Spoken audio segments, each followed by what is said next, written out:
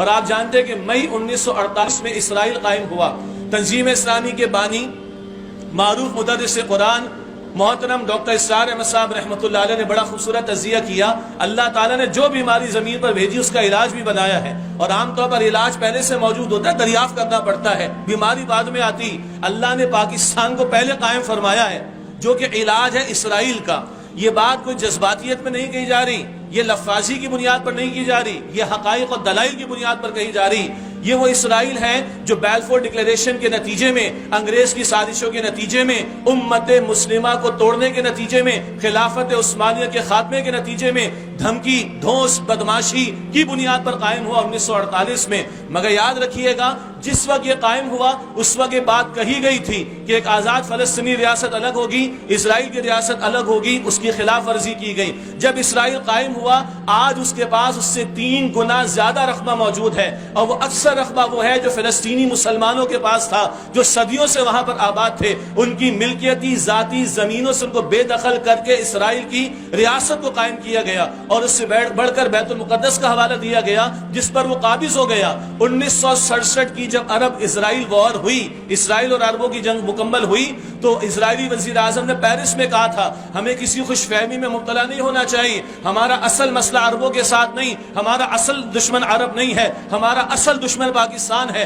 ہمارا اصل مسئلہ جو ہے وہ پاکستان کے ساتھ ہے۔ یہ نگاہ یہود کی وہاں تک پہنچی ہوئی ہے، شاید ہماری نگاہیں وہاں تک نہیں پہنچ رہی۔ اس وقت اس یہودی اسرائیلی وزیر اعظم نے کہا تھا کہ ہمارا اصل نظریاتی دشمن پاکستان ہے۔ اللہ تعالیٰ اس کی ہمیں سمجھ عطا فرمائے۔ قائد اعظم کو کلیئرٹی تھی، قائد اعظم کی یہ ورڈنگز یہاں پر موجود ہیں جو کوڈ بھی کی گئی آپ کے سامنے۔ Israel is an illegitimate child of the west, یہ مغرب کا ناجائز بچہ ہے جو دھوس، دھمکی، بدماشی کی بنیاد پر قائم کیا گیا، اور یہی وہ اسرائیل ہے جس کے بارے میں قائد اعظم نے کلیئرٹی دی تھی۔ اگر فلسطین کے مسلمانوں کے ساتھ کوئی گڑبڑ کرنے کی کوشش کی گئی تو ہم یہاں پاکستان سے اس کا جواب دیں گے۔ میں آپ کو یاد دلانا چاہوں، آج سے 6-7 سال پہلے جب آپ اور میں عید الفطر کی خوشیاں منا رہے تھے، اس وقت اس فلسطین کی سڑکوں پر مسلمان بچوں، بچیوں، ماؤں، بہنوں اور بوڑھوں کو شہید کیا گیا تھا، اور اس وقت کے فلسطینی مسلمانوں نے یہ آواز بلند کی تھی، اینا جیش الپاکستان، ہماری افواج بھی سنیں، اینا جیش الپاکستان، کہاں ہے پاکستان کی وہ افواج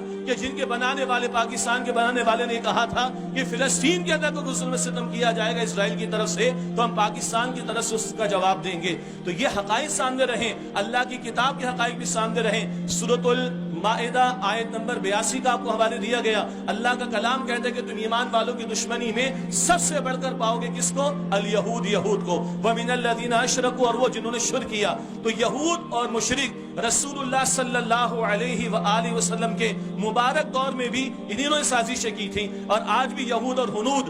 آج کا مشرک کون ہے؟ یہ ہندو ہمارے پڑوس میں بیٹھے ہوئے، یہ مسلمانوں کے اور بالخصوص پاکستان کے سب سے بڑے دشمن ہیں۔ پاکستان کے سابقہ وزیر خارجہ خورشید احمد قصوری نے پبلک فورم پر یہ بات کہی کہ کتنی مرتبہ اسرائیل ہندوستان کے ساتھ مل کر ہمارے کہوٹا کے پلانٹ پر حملہ کرنے کی کوششیں کر چکا ہے۔ اسے پتا ہے کہ ایٹمی صلاحیت پاکستان کو ملی، امت مسلمہ میں اور کسی کو سعادت نہیں ملی۔ اسے پتا ہے کہ مصری ٹیکنالوجی بہترین ہے پاکستان کے پاس، اور ایٹم بم کی صلاحیت اللہ نے اس پاکستان کو عطا فرمائی۔ وہ ہر وقت چاہتے ہیں کسی طرح یہ صلاحیت ختم ہو جائے۔ تو قائد اعظم کا ویژن بھی کلیئر تھا، ہمارے ملک کے بنانے والوں کا ویژن بھی کلیئر تھا اسرائیل کے بارے میں۔ اور جو میں نے اشارہ کیا تھا آپ کے سامنے، گریٹر اسرائیل کا معاملہ، اسرائیل کی پارلیمنٹ کی جو ہے وہ دیواروں پر لکھا ہوا ہے کہ اسرائیل تیری سرحد فرات تک، بہت آگے تک انہیں جانا ہے۔ جس وقت اسرائیل قائم ہوا اس سے 3 گنا زیادہ اس وقت ان کے پاس ابھی جگہ ہے، اور یہ تو معاذ اللہ ثم معاذ اللہ مدینہ شریف تک پہنچنے کی باتیں کر رہے ہیں۔ اس تعلق سے ہمیں کلیئرٹی رہنی چاہیے۔ اور مستقبل میں کیا ہونا ہے؟ مستقبل میں تو اللہ کا دین غالب ہونا ہے۔ محمد مصطفیٰ صلی اللہ علیہ وسلم کو اللہ نے بھیجا، آیت کریمہ تلاوت کی گئی 3 مرتبہ قرآن حکیم میں ہے، سورہ الصف کی آیت نمبر 9 میں بھی ہے، لِيُظْهِرَهُ عَلَى الدِّينِ كُلِّهِ۔ رسول اللہ علیہ السلام کو اللہ نے اس مقصد کے لیے بھیجا کل زمین پر اللہ کا دین غالب اور قائم ہو جائے۔ نبی مکرم علیہ السلام کے دور میں دین غالب ہوا، خلفاء راشدین کے دور میں اس کی وسعت کا معاملہ ہوا، لیکن اللہ کے رسول علیہ السلام کی واضح احادیث موجود ہیں کہ قیامت کے برپا ہونے سے پہلے اس پوری زمین پر اللہ کا دین غالب ہوگا انشاءاللہ تعالی، انشاءاللہ تعالی۔ اور اللہ کے رسول کی بشارتیں اللہ کے رسول کی بشارتیں، جناب مہدی بھی تشریف لائیں گے، دجال بھی آئے گا، وہ قتل ہوگا، عیسیٰ علیہ السلام کے ہاتھوں جو ہے وہ قتل ہوگا، وہ سارا منظر نامہ ہمارے سامنے رہے احادیث مبارکہ کی روشنی میں۔ ایک اسرائیل کے یہودیوں کی پلاننگ ہے اور ایک اللہ تعالیٰ کا منصوبہ ہے۔ قرآن فرماتا ہے وَمَكَرُوا وَمَكَرَ اللَّهُ وَاللَّهُ خَيْرُ الْمَاكِرِينَ، اور وہ چالیں چلتے ہیں، منصوبے بناتے ہیں اور سازشیں کرتے ہیں، اور اللہ تعالیٰ تدبیر فرماتا ہے، اور اللہ تعالیٰ سب سے بہترین تدبیر فرمانے والا ہے۔ یہود کا تو معاملہ جیسے عامر خان صاحب فرما رہے تھے، ان کا ڈائسپورا ہوا تھا، تفصیل ہے تاریخ کی، یہ دنیا بھر میں تتر بتر ہوئے تھے، ان کی ایک سزا آخری باقی ہے۔ معاذ اللہ، انہوں نے عیسیٰ علیہ السلام کو شہید کرنے کی ناپاک جسارت کی تھی، اللہ سبحانہ وتعالیٰ نے عیسیٰ علیہ السلام کو آسمانوں پر بلند فرما لیا تھا، اور پھر وہ دوبارہ تشریف لائیں گے اور اس قوم کو سزا دی جائے گی۔ یہ کبھی رشیا کے اندر، یورپ میں، امریکہ میں، ادھر ادھر۔ اب 1948 میں اسرائیل کی ریاست قائم ہو جانے کے بعد یہ سارے وہاں پر جمع ہو رہے ہیں، اللہ کا پلان آگے بڑھ رہا ہے، اللہ کا منصوبہ آگے بڑھ رہا ہے، یہ سارے ایک جگہ جمع ہونے، اور ان کا جو لیڈر ہوگا دجال، وہ آئے گا اور وہ دجال خدائی تک کے معاذ اللہ دعوے کرے گا، اور وہ عیسیٰ علیہ السلام کے ہاتھوں قتل ہوگا۔ لیکن عیسیٰ علیہ السلام کی نصرت کے لیے، جناب مہدی علیہ السلام کی نصرت کے لیے کہاں سے فوجیں چلیں گی؟ وہ اس علاقے سے، مشرق سے فوجیں چلیں گی۔ یہ محمد رسول اللہ علیہ السلام کی بشارات ہیں کہ اس علاقے سے، یہ مشرق کے علاقے سے وہ کالے جھنڈے لے کر چلیں گے اور وہاں تک پہنچیں گے جہاں تک اللہ تعالیٰ ان کو پہنچانا چاہے گا۔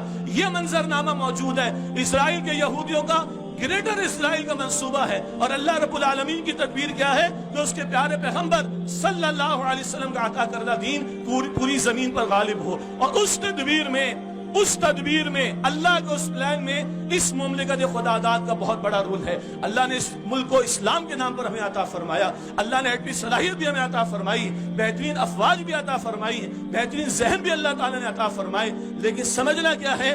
سمجھنا ہے کہ ہم چھوٹے لوگ نہیں، اللہ نے بڑے مشن کے لیے پیدا کیا۔ محمد مصطفیٰ صلی اللہ علیہ وسلم طائف کی گلیوں میں بھی جاتے ہیں، ہجرت بھی فرماتے ہیں، بدر میں بھی کھڑے ہوتے ہیں، احد میں بھی کھڑے ہوتے ہیں، پیٹ پر پتھر بھی مانتے ہیں، فاقے بھی برداشت کرتے ہیں، اپنی صحابہ کی جانب بھی راہ خدا میں پیش کرتے ہیں، تب اللہ کا دین سر بلند ہوتا ہے۔ اور وہ اللہ کہتا ہے ان تنصروا اللہ ینصرکم، اگر تم اللہ کی نصرت کرو گے، اگر تم اللہ کی مدد کرو گے تو اللہ تمہاری مدد فرمائے گا۔ تو ہمارا عرض کرنے کا مقصد یہ ہے کہ ہم حکومت کے سامنے، اپنے عوام کے سامنے اور اپنے سامنے بھی بات رکھیں، قطعاً پاکستان کو تسلیم نہیں کرنا، اسرائیل کو، اور گریٹر اسرائیل کا ان کا منصوبہ اور میرا اور آپ کے رب کا منصوبہ ہے کہ اس کا دین غالب ہو، اور وہ ہو کر رہے گا انشاءاللہ تعالی۔